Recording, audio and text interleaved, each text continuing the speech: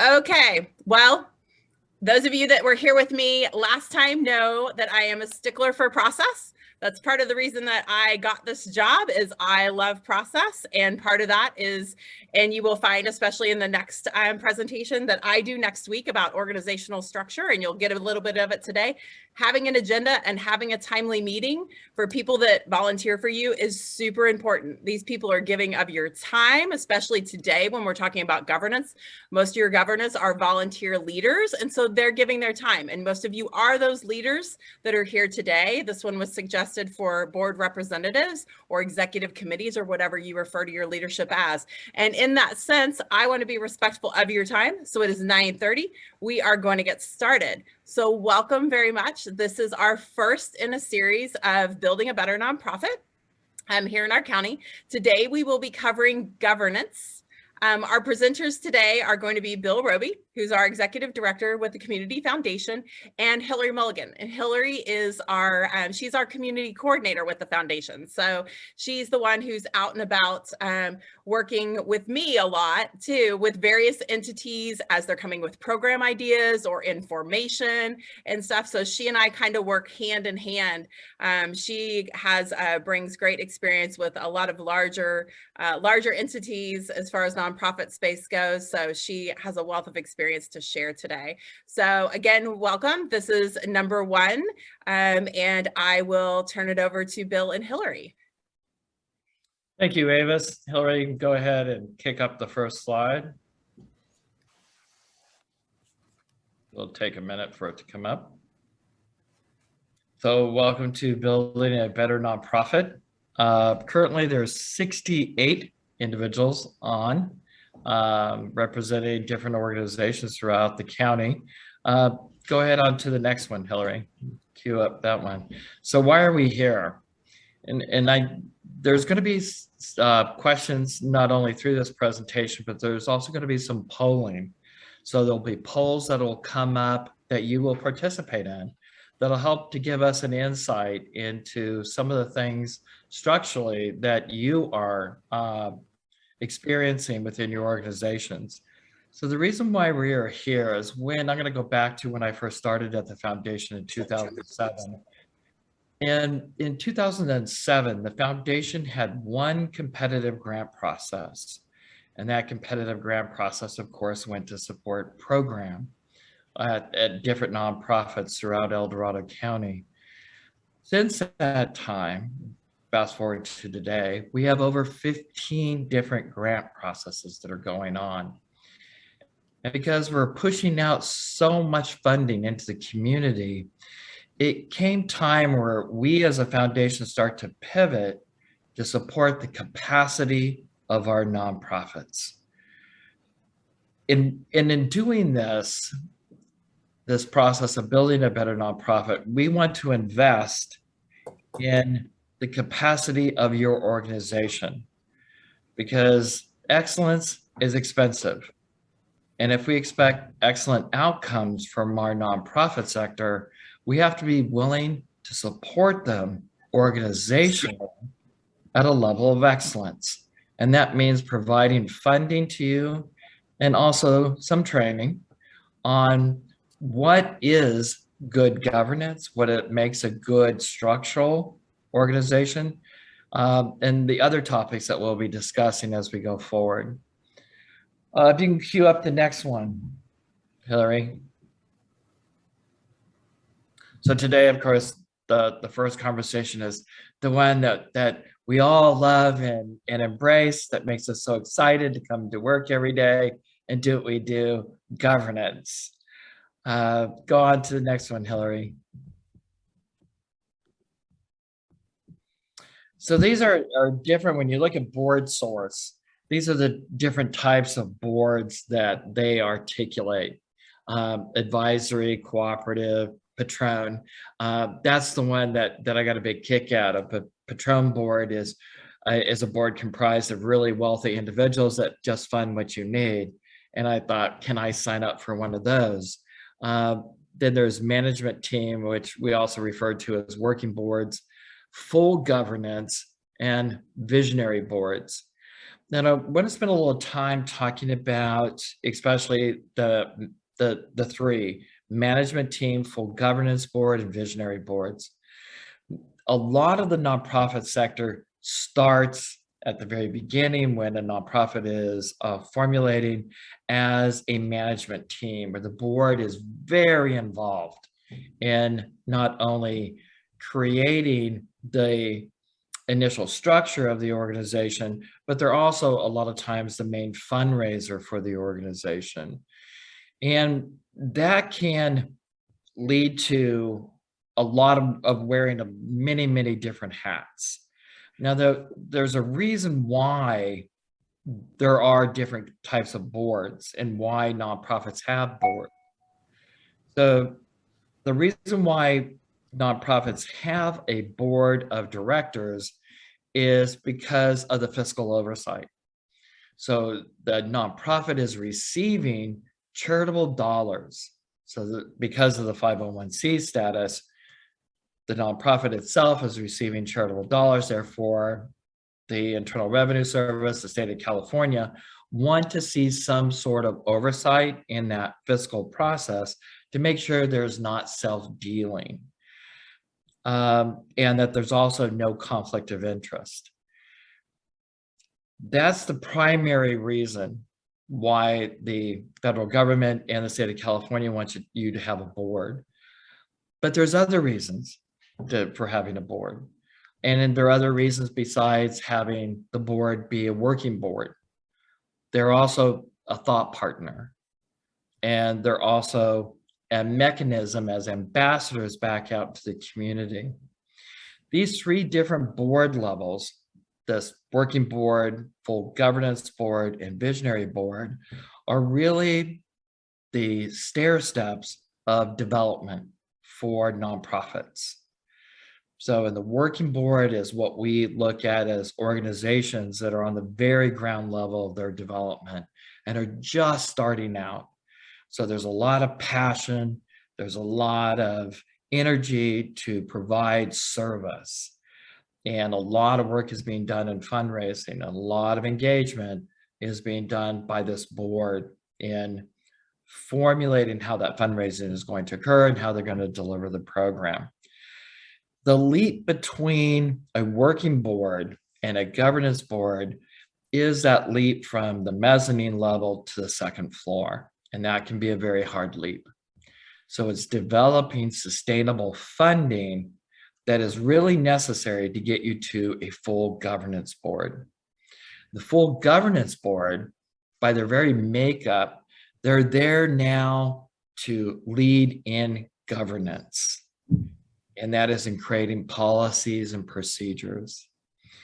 Oftentimes, in the work that we do at the foundation, there may be a need for a policy or procedure, and those are always developed at the board level.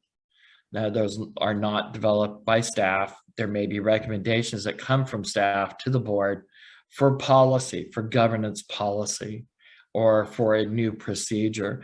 But this is something we always engage our board in. I'm going to recall a certain circumstance where I attended a board meeting of another nonprofit, and it was outside the county, so nobody has to worry here. And I went to the board meeting, and it was an hour and a half long meeting, and the director spoke for probably about 90% of the time. And at the end of the meeting, I was talking with that particular director, and I said, can you articulate to me where you're having some problems with organizational and your board? And he said, I just can't get my board to engage. And I thought to myself, well, in order to get your board to engage, you have to invite them in. And that is so critically important, especially when you're in the working board. The board is engaged because they're the ones that are doing a lot of the fundraising, they're doing a lot of the work, they're touching it on a consistent basis. A lot of times we get into the governance model, the board starts to become almost a necessary evil. That a lot of nonprofits, how they look at their board is, this is something I have to have, and I have to meet with them, And I have to meet with them on a monthly basis or every other month or every 3 months. And whoever is doing the reporting to the board gets up and does a lot of talking about what's going on, but the board doesn't engage. The board isn't challenged. The board isn't allowed to come in and be part of the conversation and part of the development of the organization. And that is so critically important in order to move to that next level of becoming a visionary board. And that is like the holy grail for nonprofits, for a director, is to get to the point where your board becomes visionary. So your board is now engaged and the board is starting to lead. And that is such a magical moment when that happens.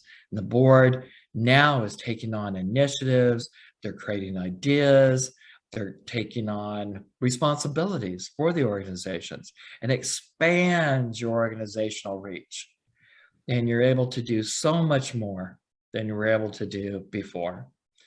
So these steps of development, especially those three, the working board, the full governance board, and the visionary board, are a process that you actually go through of development.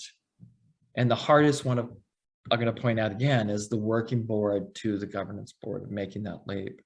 And that really seems to be dependent, from what I've seen over the last 15 years, on resources, developing internal structure that is going to lead to a sustainable organization. So I think anybody that's been on a working board, you're always looking at your finances and saying, are we going to be able to make it? Or do we have enough resources to do what we're doing? And always trying to figure out the road ahead.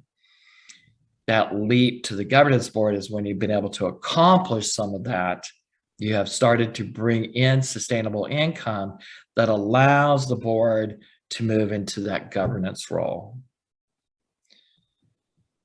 Go on to the next one, Hillary.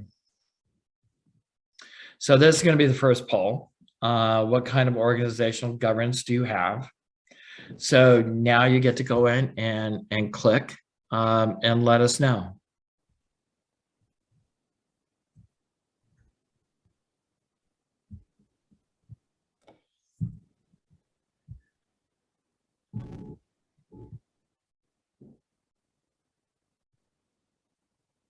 I feel like we should have like Jeopardy music for you guys, playing it down here right now. Yeah, I also feel, and Bill, you guys, I'm not sure Chris can monitor and know when it's right to shut it down and share. I can't see it this time because I'm a participant. Yeah, and I'm there's another one in here called the strategic board, and that's where your board, there's this gateway where a board goes from governing to become strategic, becoming visionary. So I want to make sure I explain that. Oh, thank you, Chris. Now I can see it. Looks like we've got 81% of the group in. We are trending as typical for El Dorado County, and why so many of you guys are here. Working board at 43%. We'll give it just a couple more seconds here. Almost everybody's in, and I know we have some multiple participants from organizations. We might be skewed just a smidge. So I just voted. I just put in my poll. I'm like, which group should I vote for? So many of you guys do so many different organizations. I'm like, which board should I be putting in there? I know so many people. That's another thing here in our county that's very prevalent. So many of you guys serve in so many different areas, and that'll be one that we talk about later, about recruiting additional board members. All right, Chris, at 90%, let's go ahead and shut it down. So keep it up for a moment, because I want to go through, because I saw a question come in through the chat. Oh, so I'm going to go back through this again. So what we have here is we have working board, governing board, strategic board, visionary board. A working board is exactly that. It's a board of directors that are usually wearing a couple of different hats. They could be operating program at the same time as being a board member, or they're a board member going out recruiting funding and doing the fundraising activities to support the organizational mission. A governance board has moved beyond that and is now focused on the governance of the organization, the policies and procedures of the organization. So the entity has been able to hire some staff. So typically working board does not have staff. They're all volunteer or maybe one staff member. And then as the organization is bringing in more sustainable funding, they're adding more staff. It becomes a governing board where the board changes a little bit. They may be still engaged in fundraising, but now they're starting to focus on the governance of development of policy and procedures for the organization. So now there's employees. And so there has to be an employee handbook. There has to be some form of structure within the organization with committees. So it's no longer just one board. There's different committees underneath that board that are all working towards the goal and mission of the organization. Then a lot of times the governance board will become a little bit more strategic. So they start to look 5 years down the road. Where do we want to be organizationally in 5 years? And the board, along with the staff of the organization, start working on strategic plans. So there's a lot of you that are on this Zoom call right now that I know that you have strategic plans, that you're looking at what is our 5-year budget or what is our 5-year goals and how are we going to be able to achieve those. So that would be a board that has moved beyond just governance, but is also now starting to think about the strategic direction. Then there's the visionary board. And as I said, that is the holy grail. And that's where your board is doing the outreach as an ambassador for the organization. They're bringing in funders. They are doing their job as a governance board in directing policy and procedure. They are also looking at the organization very what we think we should be doing to reach some of these goals and objectives of the organization. And then they're also including now the vision of the organization. Where is it that we think we should be going? Our capacity has grown so large that we can start taking on other elements that we had never even thought of doing. And that's really, in a nutshell, the development of boards. I mean, it doesn't get any more exciting than talking about board of directors. And again, I want to emphasize the difference between a lot of organizational success is how much your board is engaged with you. Okay.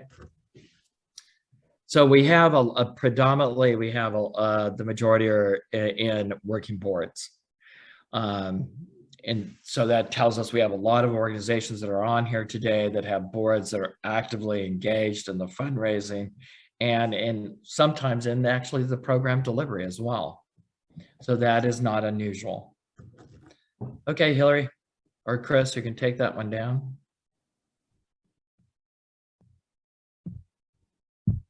I love the 3% that are still looking for a board. So that's a good thing. We ready to move on? So while they're working through that, I've got a couple of notes about what, who should be on a board. You should have a board that is comprised of diverse ideas. You shouldn't have this board that everybody thinks exactly the same, because that's not going to serve you. With diverse experiences, because individuals bring a different perspective to the table, which is very important. You should have business leaders, people that are coming out of the business sector that understand how to operate a business. Now, for years, many years, it was considered that nonprofits were not a business. We are a business. We operate for community good, but we should never think of ourselves as not being a business. There's a couple of things that always get me a little riled about this. Is when we look at salary compensation, there's so many times where when we're examining how much somebody should be paid, we only compare across the nonprofit sector. Why is that? Are we somehow less than, that we should be paid at a different rate than an individual in the public sector? I've never believed that. I think we are all equal. We are all doing and operating a business organization. Now, it has a charitable intent or it has a purpose in the community for community benefit, but we're still a business. And so we have to look at ourselves as such and operate as such, but we're a business with a mission besides selling a widget. We're here to serve community. And so that's why it's always good to have a business individual on your board, because they're going to bring that business experience to the board. Financial expertise is critical. It is really important to have somebody on your board that understands finances, that can often walk through the rest of the board your financial statements. We are oftentimes, as nonprofits, we have a very blended financial statement. So it's important that the board understands cost accounting, because we all deal with blended funding. So when you have a program, sometimes that program can be paid for by maybe 3 different grants, some fundraising money, and maybe a county contract. So that's blended funding. And when the board looks at the consolidated statement, they need somebody else on the board or a staff member that's able to explain how these different funding streams work and how they all pay a component of that expense. And then somebody on your board that has some legal background, because we've all experienced that occasion where we run into a legal question. And it's great to have somebody on the board that's going to be able to address that. And then the board should be reflective of the work you're doing. So if you're serving a particular segment of the community, do you have one of those people on your board or advisory committee? So that's very, very critical. So the next slide is on legal and moral health of an organization and the bylaws. Bylaws are an entity that is required by the state of California when you're filing for your nonprofit status. Now, there's a lot of organizations that aren't aware that when you make a modification to your bylaws, you have to notify the Secretary of State of California that you have changed your bylaws, and you have to do an update and send that in. The bylaws are a requirement to show how you're operating as an organization. So these become the very standard. I'm a real firm believer there's like one bylaw in the entire universe, and we all just modify it to make it work for us. Some of them are very complex, some of them are very simple. But the bylaws are telling not only the state of California, but also our community, this is how we operate. And it's also internal. So for the foundation's bylaws, we articulate the length of committee members, how long each chair of a committee sits on that as chair, the length of board officers, the length of the terms of board members. So all of that is within our bylaws, and it's saying, this is how we operate. This is how we legally proceed. Go on to the next one, Hillary. The difference does, so this is going to be a question, but before we get into that, and Avis reminded me this morning to make sure I mention this. When you're a standalone 501c3, you have bylaws. If you're a fund at the foundation, you're falling under the foundation's bylaws. So you don't have to have your own separate bylaws. You're operating as a fund of the El Dorado Community Foundation, therefore you're considered a charitable concern because you have a fund and you fall under the foundation's bylaws. If you fail to follow your bylaws, what are the legal ramifications? you could find yourself in a lawsuit situation. Or you could find yourself possibly losing your 501c status as a charitable concern with the state of California. The Attorney General's office can remove your 501c as far as a recognition from the state of California. Then they send that up to the Internal Revenue Service and say, this is a bad actor and needs to be removed. And that has happened. It happens on a regular basis in the state of California, where organizations have committed such an egregious act of violation of their bylaws that they have been removed. So we're going to have another poll for you. Very exciting. And does your organization have bylaws?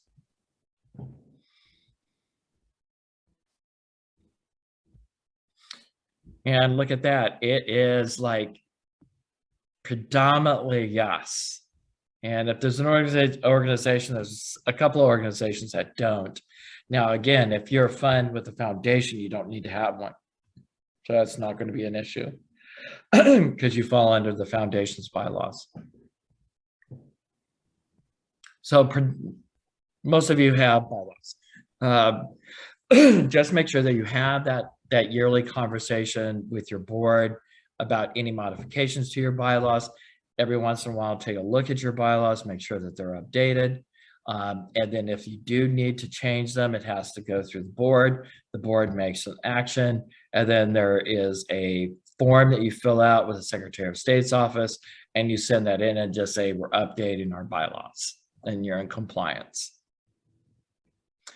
All right, on to the next.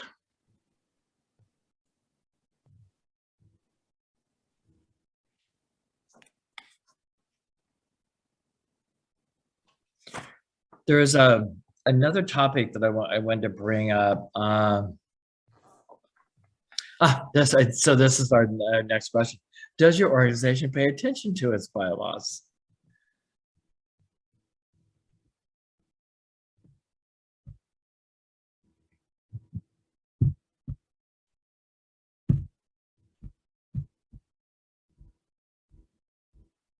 So predominantly the answer is yes. So the majority of you, the board is paying attention to your bylaws, which is a very good thing.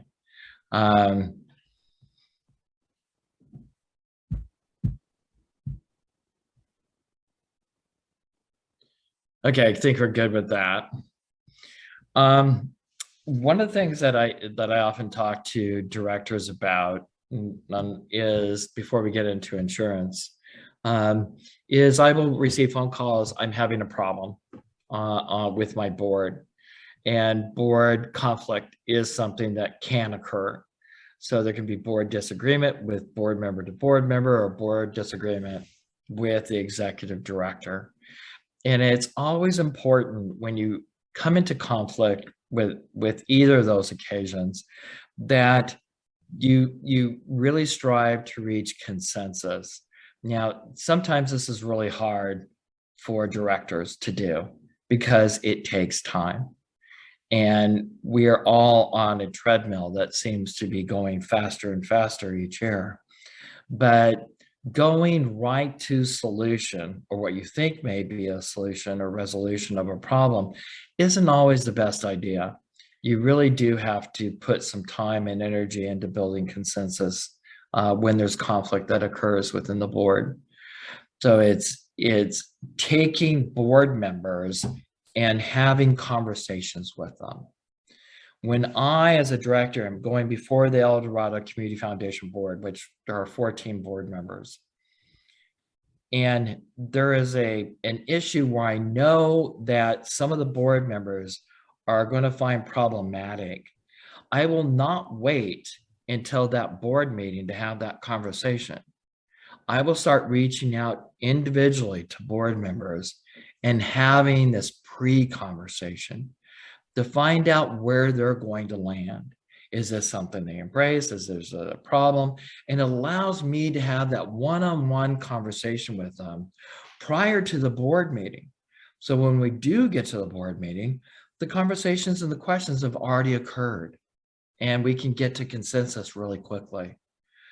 So rather than taking things before the board and then trying to solve them at that moment, if you think that there's going to be some disagreement or that there's not going to be consensus on an issue, assure yourself of that by having these pre-conversation with your board members and reaching out to them and getting a temperament test of how do you feel about this? Where do you see a concern in this?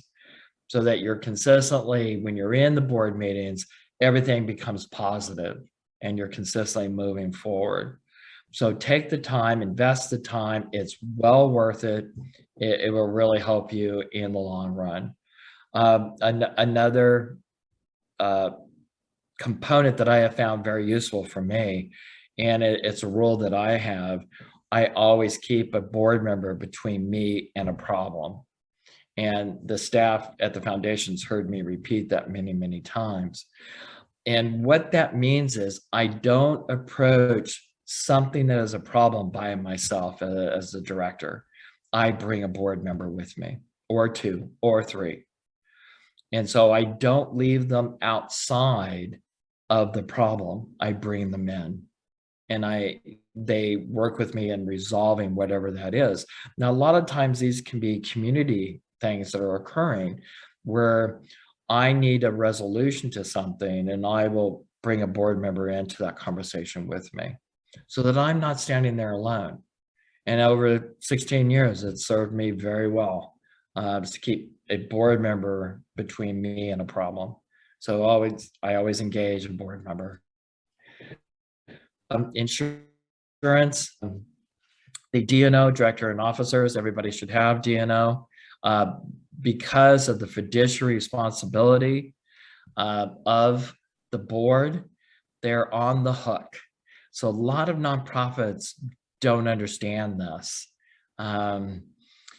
that if an organization were to fail, that there is recourse for an individual to seek damages from board members. So if you have a distributor that has not been paid and this executive director has embezzled all the money and then they run off to Brazil, and the bill is $10,000, the board is responsible for that bill. And so it's really important for the board to have director and officer liability insurance, and then for the organization to have liability insurance. Because you never know what's going to happen. I mean, we're in a very in a time period where there's a lot of lawsuits, where it's easy to sue pretty much anybody. So you want to make sure you've got a good liability insurance and that you update it yearly. Make sure you're passing it to an insurance carrier to have them take a look at it. Is there anything new that you have failed to include? And the newest one is cybersecurity insurance. And you really need to make sure that if you don't have it, that you start to look for it and you start to find out what's available out there. It's just now starting to become something that's easier to find and purchase, but cybersecurity is going to become a real issue going forward. So you want to make sure you have liability insurance for the organization, director and officers insurance, and also start looking for cyber insurance, because you are responsible for the information that you're collecting. So if somebody were to breach into your database and pull out all your records, you could be liable for that, because now you, especially if you're collecting any kind of health data, you're in violation of HIPAA. So you haven't protected their information. So, and they could possibly take you to court and sue you. I saw a question pop up. I'm going to get back to it in just a minute.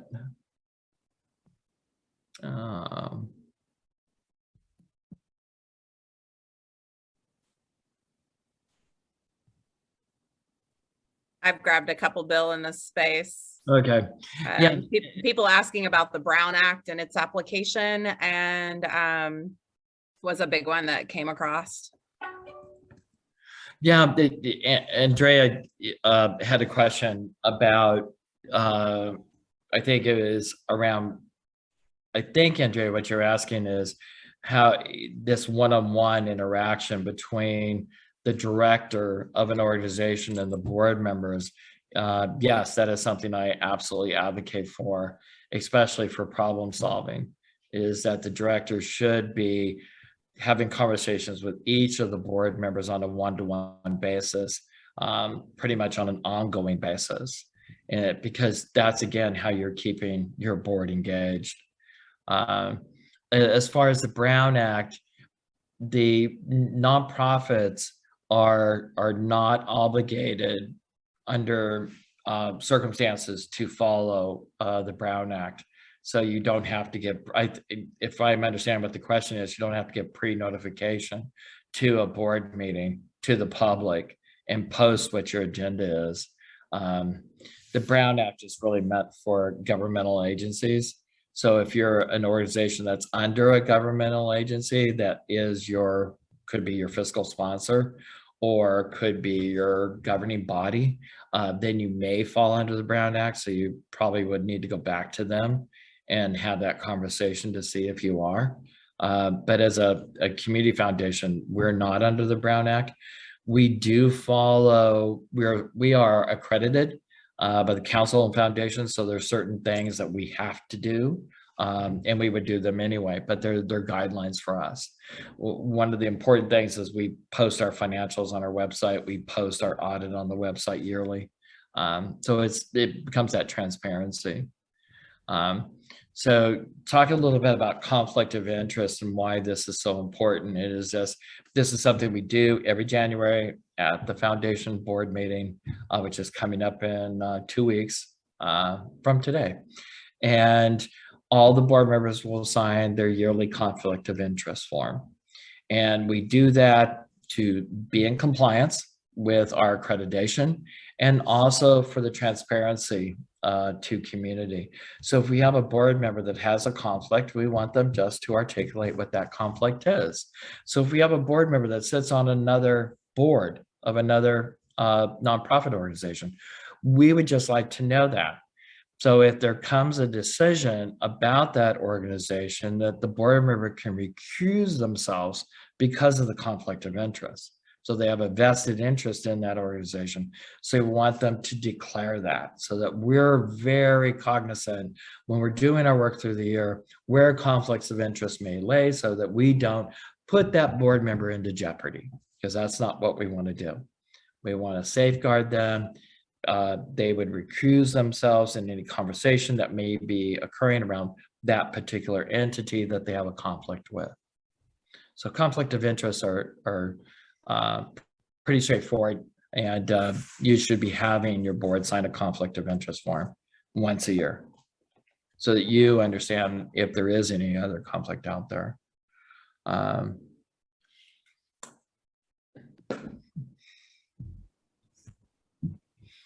Other examples of conflict of interest would be if you own a business entity that is doing providing a business service to a particular organization that your nonprofit deals with. That would be another conflict of interest.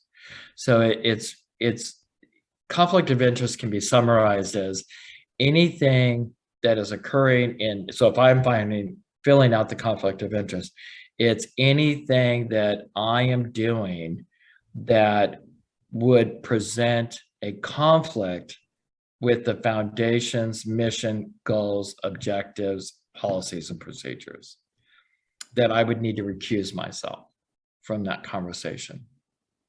So that really is what a conflict of interest form is. So if I am a business owner and I am supplying N95 masks to all the healthcare providers in El Dorado County, and I'm sitting on the El Dorado Community Health Clinic board, I need to declare that.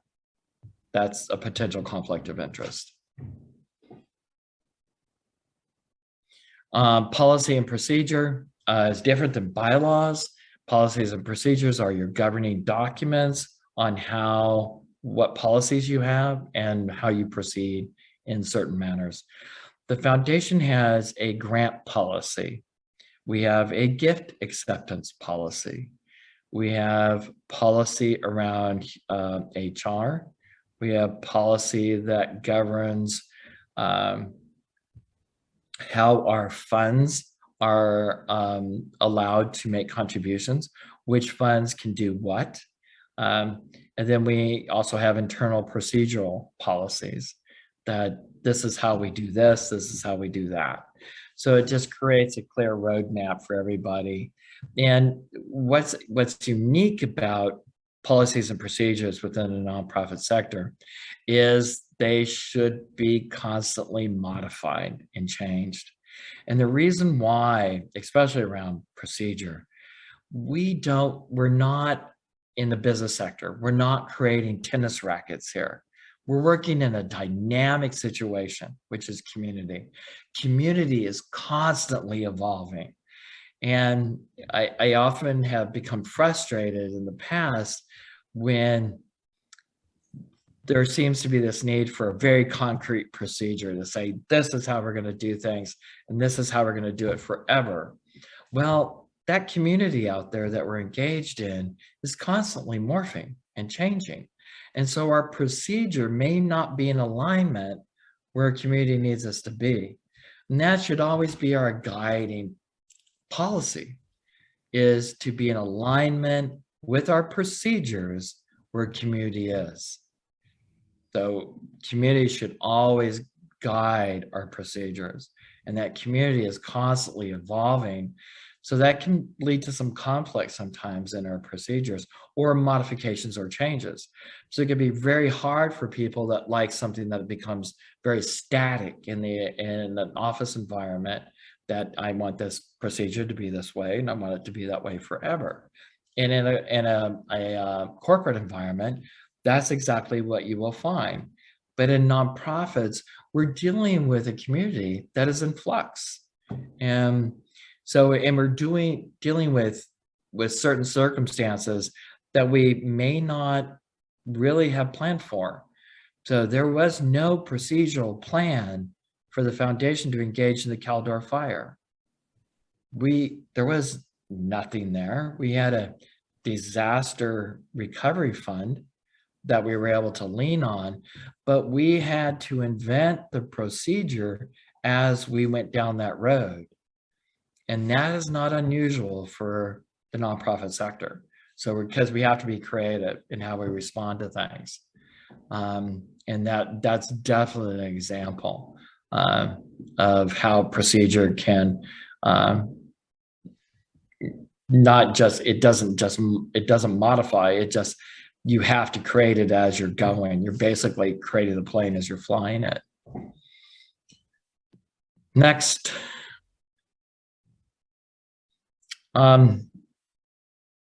Overall strategic instruction and guidance.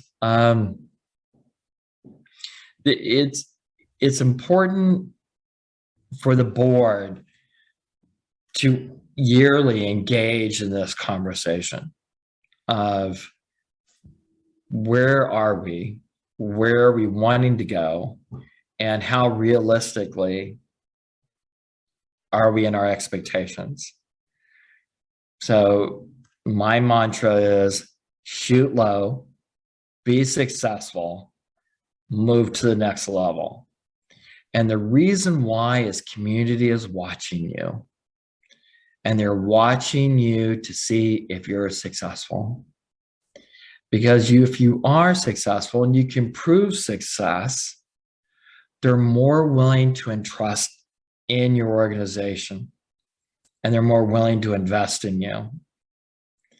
And donors, like my mom and dad gave, I invest.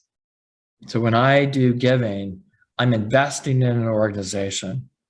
And that's very typical now, where people are looking at what is it that you're doing? How are you doing it? And are you successful in what you're doing?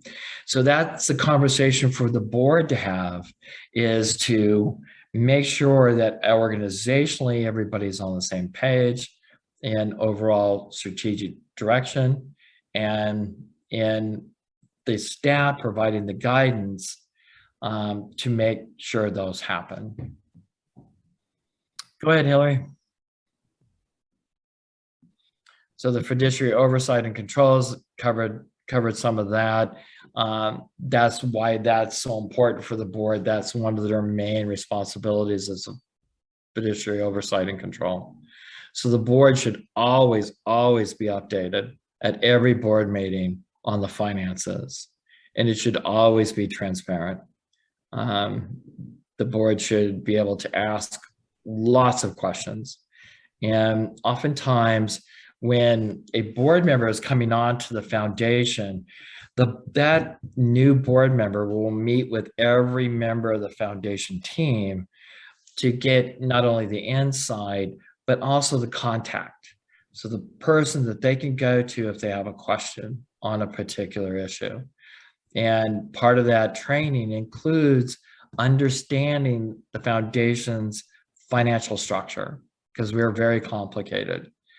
And so their responsibility as a board member is for that fiduciary oversight. So it's incredibly important that you provide them the education to understand what that fiduciary oversight responsibility is and what controls are in place to maintain that transparency and to meet audit standards. So the board is also responsible for making sure that you are meeting audit standards. So I would urge, I know audits can be expensive, especially for smaller organizations. It's hard to go through an audit. They can be very expensive. But if you're not able to do that on a yearly basis, I would suggest having a conversation with the board about doing it every other year, every 3 years, but performing some form of audit on some form of consistent basis so that the board has had an individual from the outside look at the financials and issue a fiduciary statement, which is what auditors do. In an audit, you're looking at that management letter, and as a rule in audits, it never should be more than 2 paragraphs long. If the management letter in an audit is more than 2 paragraphs, there's usually a problem. And that's why it goes beyond 2 paragraphs. So you never want an audit to find a material problem. And that's the verbiage they'll use. There was a material problem in review of the financial of this organization. What fiduciary controls, that's something that as staff members that you should be reporting back to. If you're a board member, you should understand what controls are in place at that organization, because remember, financially, you're responsible. So you should understand what internal controls are in place as a board member for how funding comes in, who touches what, and how often. So you want separation of responsibilities. So the person that opens the mail should not be the same person that deposits the mail. So you should have multiple people touching any kind of contributions that are coming in for a separation of responsibilities. That's what's considered fiduciary control, is you want as many people touching that as you possibly can have. So you can have somebody that's opening the mail, somebody that's recording and depositing the mail, and then you have your financial individual that is then uploading that information into your financial spreadsheets. That's a good division of responsibilities, 3 people touching. So as a board member, you should be asking that question of your organization. You know, how are our fiscal controls managed? Who's touching what? Do we have separation of responsibility? Okay, Hillary. Thank you, Bill. Yep. So as you move through your developmental process of transitioning from a working board to a governing board, you'll want to define each board member's role.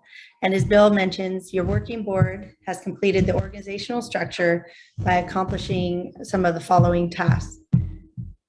You've set up your financial systems, including your budgets, your general ledger, reimbursement policies. You've created and are implementing a fund development plan with donor identification, mailing and digital campaigns, and you've identified grant opportunities. With program definition, you have volunteer recruitment and training, and you've identified your needs, and you've established the organization's presence. So you have an identity, you've created your mission statement, you have a logo and a presence on social media.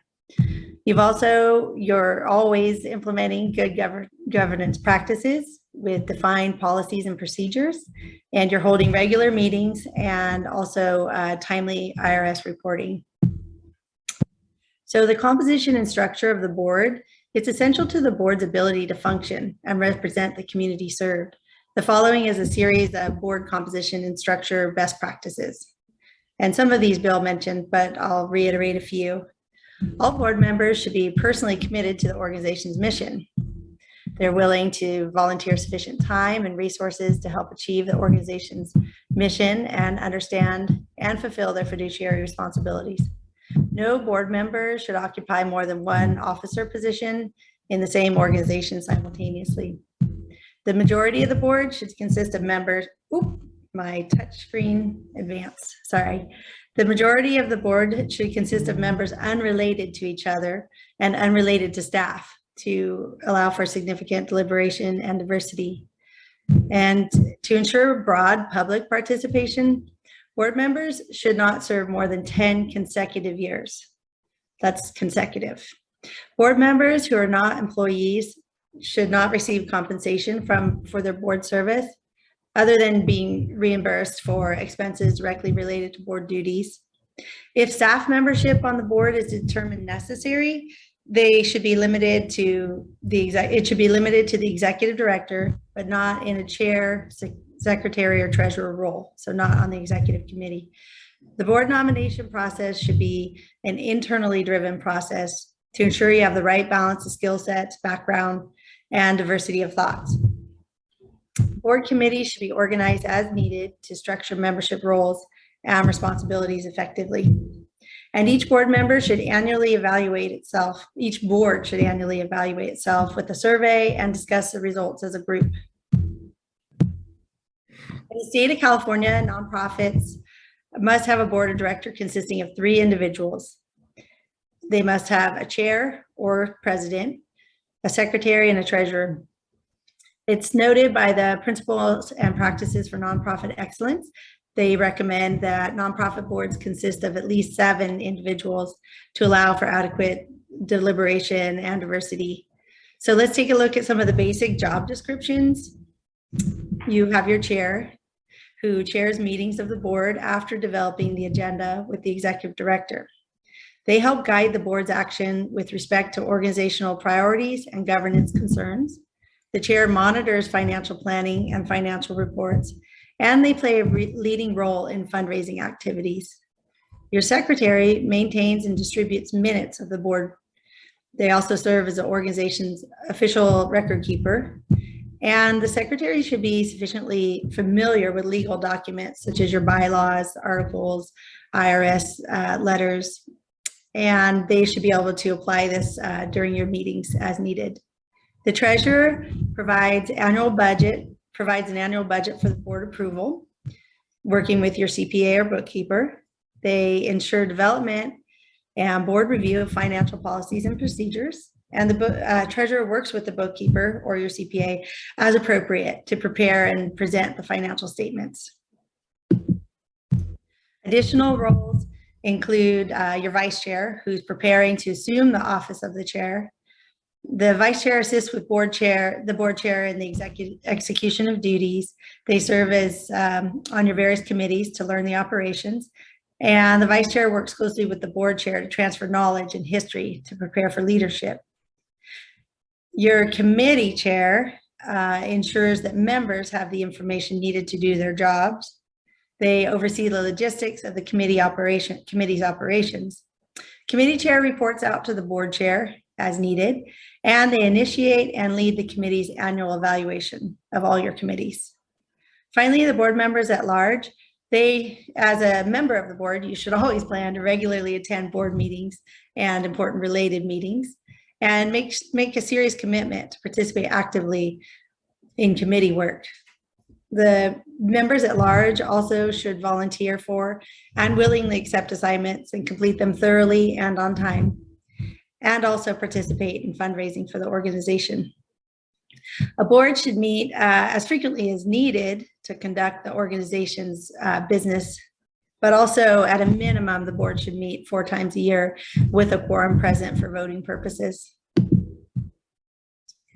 As we look at the different types of agendas, you have your strategic agenda, which should be sent out at least 72 hours in advance of a meeting.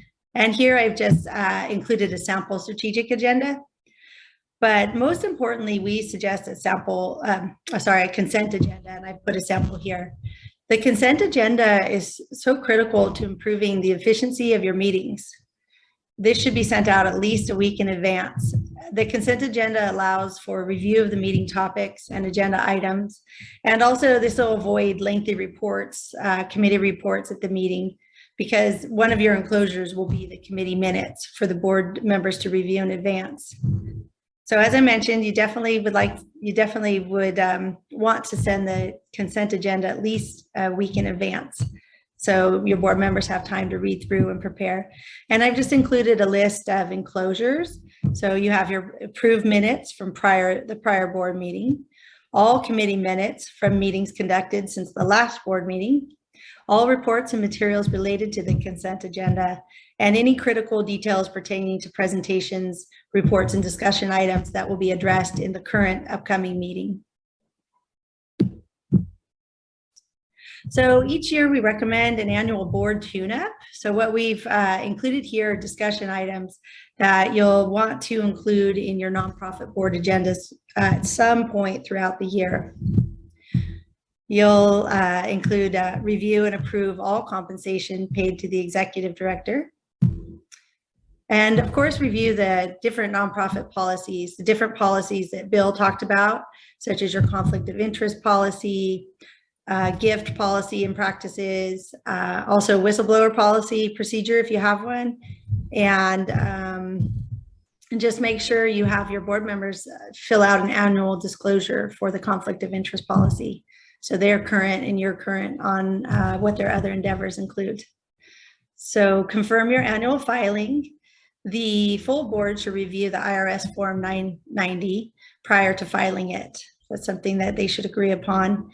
And you'll want to review the proposed budget, approve the budget for the following year, which of course may need adjustments throughout the year. Review and accept the independent financial audit in addition to regular financial reports. Ensure your insurance policies are renewed, and from time to time, the board should review the policy to make sure the coverage is adequate. As Bill mentioned, cybersecurity is a critical component of your insurance policy at this time in our history. Nominate and elect board of directors and officers in accordance to your bylaws and to state law. Bring to attention to when board members, when their terms are going to expire, and share with all board members the process for identifying and cultivating new board members. Also, remind your board about expectations for them to participate in fundraising. Discuss different ways your nonprofit board is expected to participate in fundraising, and set some goals and recognize your success. And we'll talk a little bit more about fundraising coming up. Here's a list of suggested board committees. I've included the 5 major ones with a few subcommittees, but Avis will touch on this more in one of our upcoming Building a Better Nonprofit sessions. A few tips about meeting minutes. Recording minutes is very helpful. Zoom allows for audio recording on your virtual calls. However, it doesn't provide a written transcription. It provides an audio on screen, but there isn't a direct transcription to written. Transcribing can be very timely. Just take note of that. So if you can find a free recording app with transcription services, or there are a number of them out there with nominal transcription fees. It's really helpful because your minutes serve as a legally binding document. So the more accurate your minutes are, the better. The secretary will want to distribute minutes in a timely manner following each meeting. So each member has time to accomplish their assigned action items before the next meeting. You should consider creating a minutes template before each meeting. So whoever's taking the minutes can be very accurate and speedy. So your minutes should mirror the agenda. So each action item and votable item can be recorded as quickly as possible as the meeting's occurring. The board should permanently retain the minutes, as I mentioned, because they are a legally binding document, and make them available when needed. Oh, we have a poll. Which quality is most important in a board member? Bill helped with this one.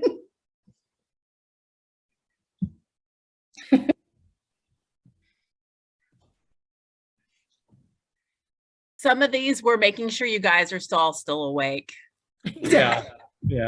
It's one of the funny things is, you know, a board member needs to be more than a beating pulse.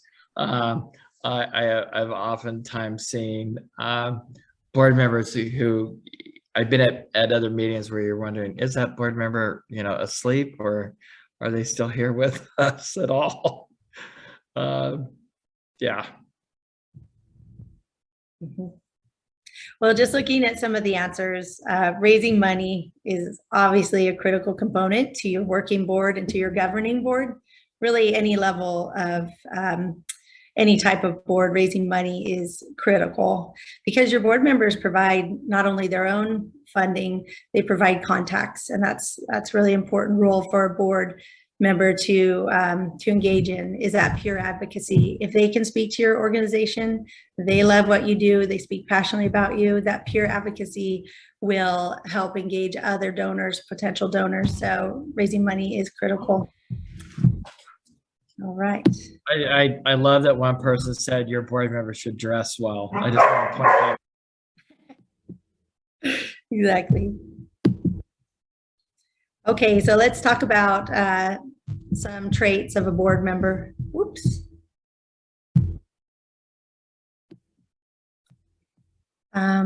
So the purpose of your board is to build a great working team who all bring different skills and experience in your field or in their field to make your board very rich in diversity.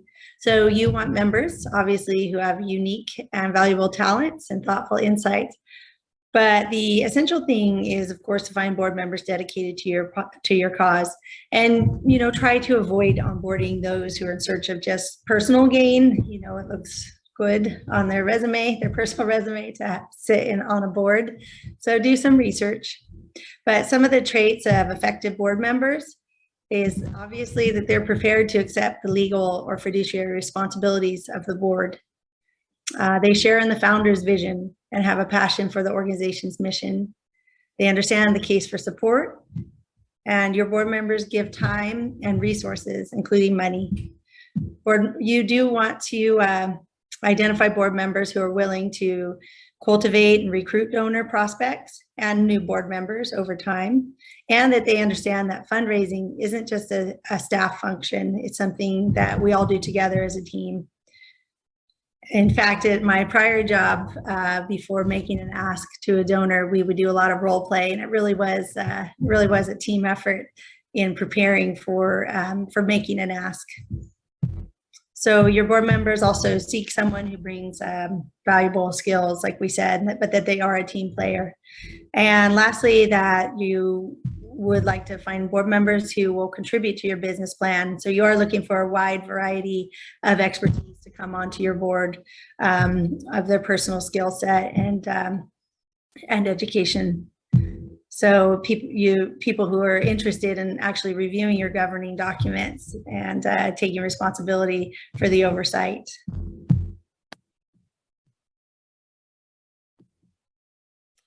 So another poll. What would a great board member say about their service?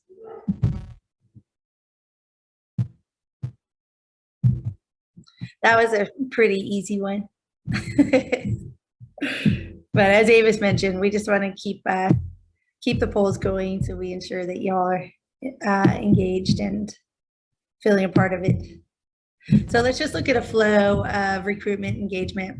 So you have your recruiting. Many larger boards will have a recruitment committee, folks who are working with the board to identify potential members. And you have a set of rules and responsibilities that the board addresses when recruiting new members. And make those expectations clear. To your goals are to govern, give, and grow. Thorough orientations are so important to making your board members feel engaged. So have a formal orientation process with tours, with staff introductions, meeting other board members, not just in a formal way, but in informal ways too, so they can engage on a more personal level. And consider board members mentoring new recruits. So it's a great way to pair up your seasoned board members with your new board members. Education is so critical for your board members, for staff to take on, for your executive director to take on. You want to teach your board members the elevator speech, so they feel very comfortable talking about to the organizations to others. And train your board members on how to make the ask, as I mentioned, with fundraising, and send them on calls with the experienced board members. So it's a great idea to always pair up your seasoned board members with your new board members, so they can work together, and then your new board members learn the basics of a donor call or visit. And finally, engagement. Include in cultivation and stewardship events. Always make sure your board members feel engaged, and especially with your board agendas, that you're not just speaking at the board members, but actively engaging them in the meetings and any stewardship events you have. Make sure that you have your executive director meet annually with each board member one-on-one. It's a great way to discuss their goals, how they're enjoying their board service, and make sure you're aware of what their aspirations are as a member of your board and where they'd like to see it go. So part of the engagement is to discuss their personal contacts and develop a prospect list. At my prior position with Trust for Public Land, each board meeting, our staff throughout the country had the opportunity to vet names with the boards, critical contacts they were trying to make with CEOs of companies, of corporations. Just your board breadth is so wide, their knowledge and their contacts. So never hesitate to really dig in and ask, who do you know? How do you know them? But present them with some background information as well. So for example, if you're vetting names, give the person's education, their past employment history, and what your goal is. Why are you asking for a contact with this person? It really is helpful to jog their memory, what the alumni associations they belong to. So make sure that you really dive deep with your board members to find out more contacts that they have and how you can engage with them on those contacts, and keep a database. Obviously you all have your database, but the contact database are so important. How does the board member know that person, what their relationship is, and a follow-through plan. What are your next steps? It's just really helpful to have that research. So finally, one more thing about engaging your board member in fundraising. I think I've said this a number of times. Fundraising is such a key component, but just make sure that they're aware of the whole cycle of fundraising, not just the ask, but the cultivation and the stewardship and the follow-up. Make sure they're really a part of that. So our poll here is, how difficult is it for you to recruit new board members?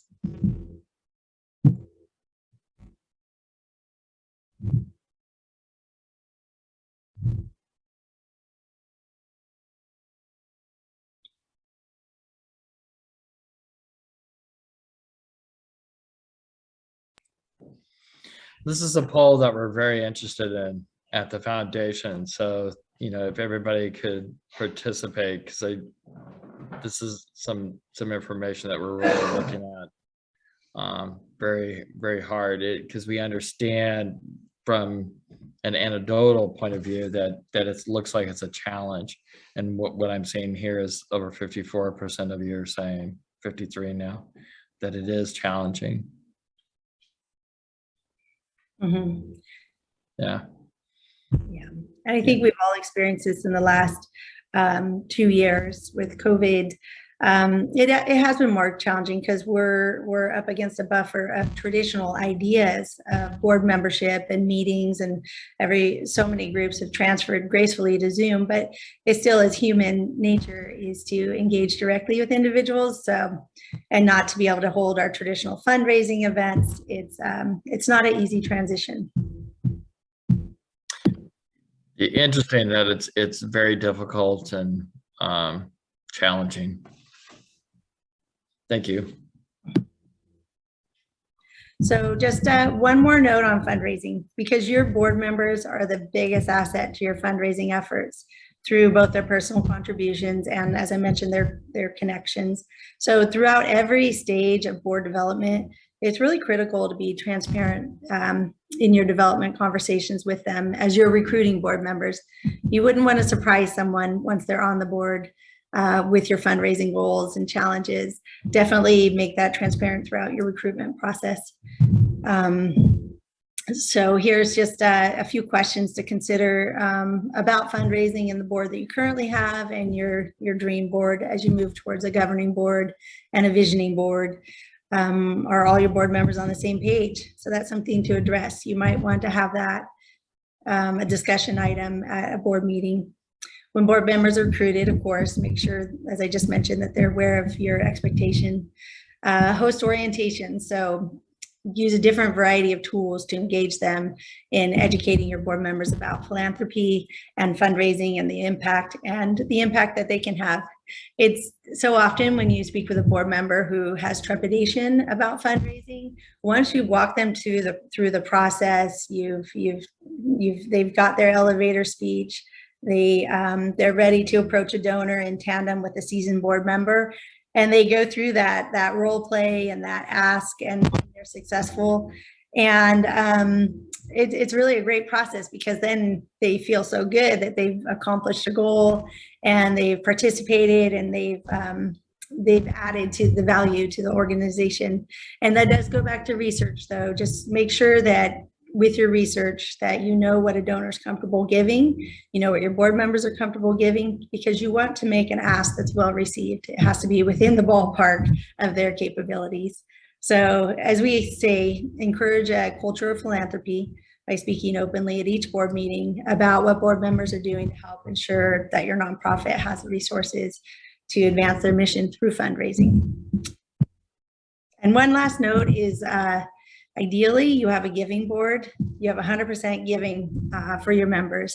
And even, it doesn't have to be a huge amount, but definitely if they're giving, they can speak honestly to the donors they're asking to donate. Because if they're not giving, then they need to speak with truth. They need to speak truthfully that I give, won't you give as well? So make sure you hopefully are achieving 100% giving from your board at any level. And when people do ask, do you have 100% giving? You can answer honestly, we do, because it's what we're passionate about. So keep that in mind. We have a poll. Would it be helpful if the foundation offered board training? Yes.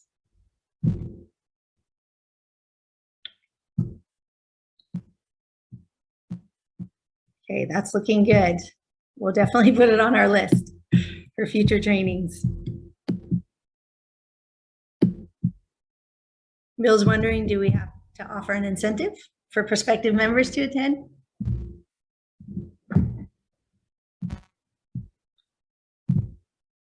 And this is a poll as well. There we go. This is just to keep you awake as we run through.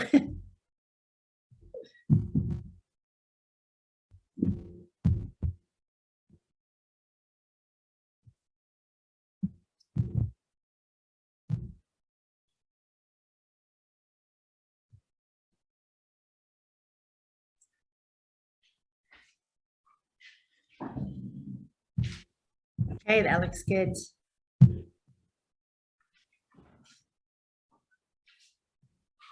All right, great to know that you feel that people would just attend on their own volition. That's wonderful. We don't have any new cars to give. Okay, lastly, once your organization, you've built this great team, it's essential to retain them. So, so just, make sure, as we mentioned, always engage your board member and give your board a voice. Make sure they feel engaged in every activity you do. Thank and recognize your board members to sustain job satisfaction. Send out a survey, make sure they are enjoying their connection to the organization and meeting with your executive director, as we mentioned. And lead by example, make sure staff and your board members, everyone's in good attendance and actively participating in the meetings. And one thing they talk about in studies have shown that if you have your Zoom meeting, it's good to engage in a little informal chit chat for the first 5 minutes, because then people naturally feel comfortable engaging later in the meeting if they've had a chance to speak in an informal manner before your official meeting starts. So lastly, just really maintain long-term relationships with your board members and staff. Make sure your board members know all the different members of your staff. You have your accountant, your development manager, your impact officer, grants manager. It's great for them to be able to engage with staff, whether it's at a meeting or in an informal environment. So they understand all the roles and responsibilities of the different staff members from their perspective. Just to show you a few resources that we like to look at, Board Source, Boardable, Impact Foundry based in Sacramento, and then the National Council for Nonprofits. And lastly, we're going to open this up for questions. But again, don't forget to thank your board members who are so actively engaged with your organization. And thank yourselves, because you're all doing such tremendous work. So much appreciated. Thanks, Hillary. Before we go into the Q&A, I want to just share an experience that I had with the Tahoe Prosperity Center. I facilitated their board retreat, which was a strategic planning session. And I started the board retreat session by presenting an analogy to them. And it's what I call the board boat. And so oftentimes this analogy is exactly what occurs with a lot of organizations. Is there's a boat that sits at the dock, and that boat is the organization itself. And the board members come, drive up, park in the parking lot, walk across the gangplank, get into the boat, take up their oars. At the helm, at the top is the executive director and the board chair, and there's some talking that happens, and there's some talking down to the rest of the people that are holding the oars. And then there's a meeting that's over, everybody lets go of their oars and gets up, walks off the gangplank, and gets back in their cars and leaves. Well, the boat's still sitting at the dock. And in order to move away from the dock, everybody has to engage. And there needs to be instructions on how to row and how to row together, how to move off of the dock and move into the stream, and then move into the river, and how to coordinate and row together. And that down the river, there's going to be obstacles that have to be avoided. And by great steering and coordination with the team, you're going to be able to navigate that river. So the goal of every organization is to get away from the dock. Once you're in the dock, get in the slipstream. And once you're in the slipstream, what you're doing is watching out for obstacles. It really is that simple. But the difficult part is getting off the dock. So questions? I was gonna say, I think we've kept up fairly well. You guys, I want to applaud you. I wanted this to be in person so bad because I wanted to see what happened in the chat happen in person. So I am so glad that this transferred over for you guys. Everybody was answering each other's questions, giving out CPA suggestions, auditor suggestions, insurance suggestions. Great. And I hope this continues all the way through. I'm just looking at mine because I was trying to answer live and stuff as well. I know there's one I didn't get to early on from Kathy Lishman. Bill, what type of board type would you suggest if you have no employees? That would be an advisory board. And why? You can't just give a one-word answer. I would do a advisory board because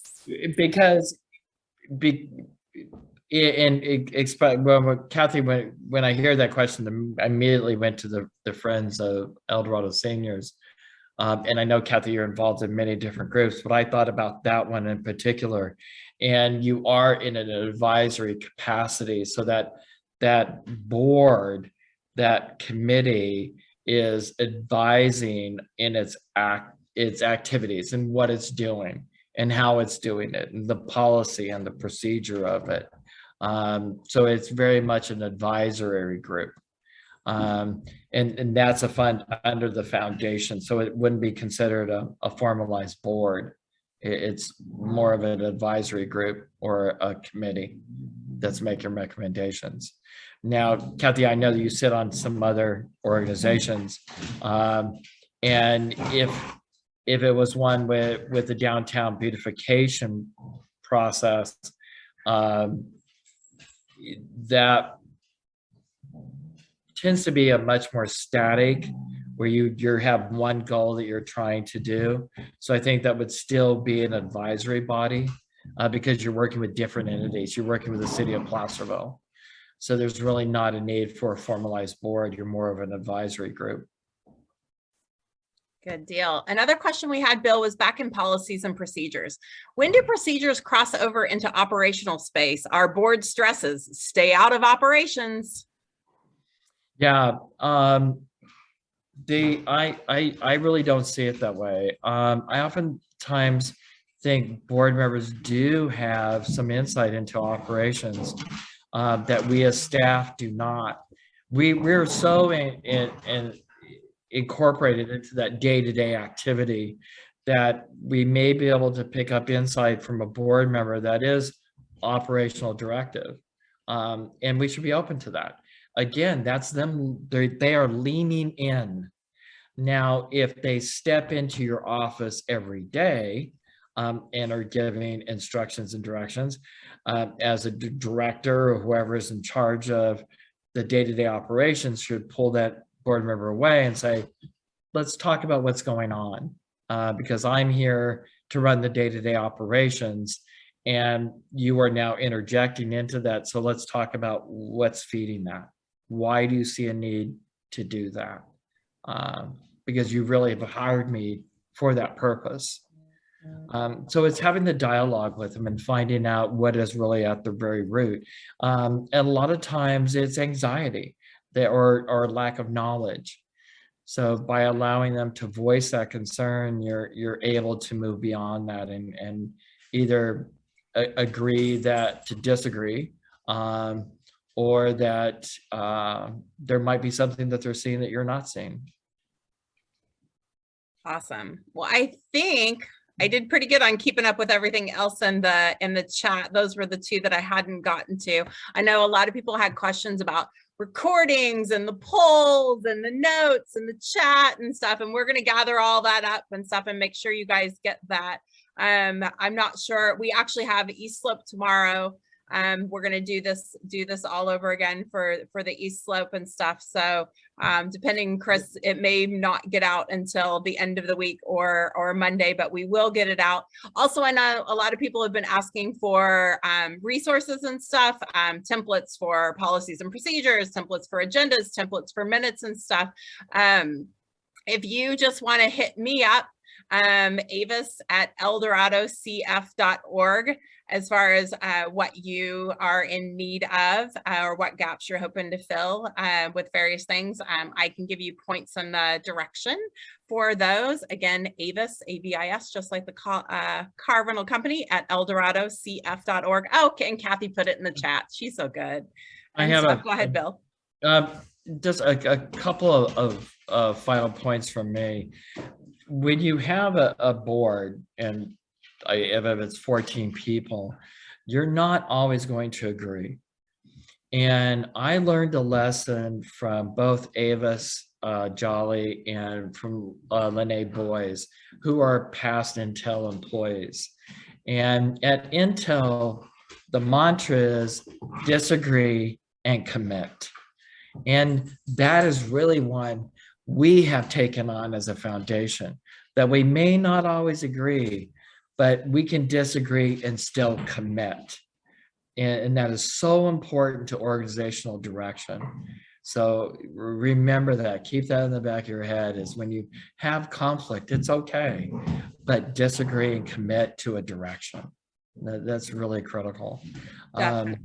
In this process, what our hope is as a foundation, and I've been on this journey for about 8 years, talking to donors about how important it is to fund organizational development, is for you all to think about, when this application becomes available to you this spring from the foundation for capacity building, to really think about what is it that we need to take us to that next level of excellence. Is it infrastructure? Is it a piece of software? Is it that we need to hire a new position? What is it that you need to get to the next level of excellence? Because that's what we're going to be focusing on, not just this year or next year, but in the years going forward as a foundation. We want to build our nonprofit infrastructure so that everybody in the state of California is looking at El Dorado County and going, how are they doing what they're doing? Awesome. All right. So look at that. Me and my policy, my processes, it's 10:56. So next week will be the next one. It's going to be about organizational structure. That's where we'll actually deep dive a little bit more into that leadership, what we'll call leadership, because some of you, Maureen Dion Perry just asked, and we've got asked the question of, and I responded to Melissa instead of the whole group. You know, what's the difference between an executive committee and a board of directors? We'll get into that a bit more next week. As well as those recommended committees that Hillary shared earlier, and the roles and responsibilities of those committees. Again, these people are volunteers, so you want to be upfront with what their role is, what the expectations are. So we'll dig into that next week, and as far as reporting goes and everything. So if you haven't registered for next week and you want to attend, or make sure that your people have registered, all of that's online at on our website underneath the Building a Better Nonprofit, and we will see you guys then. Thank you so much for your time. 10:57. You have time to go to the bathroom before your 11 o'clock meetings. Bye, everybody. Take care. Stay healthy. Bye.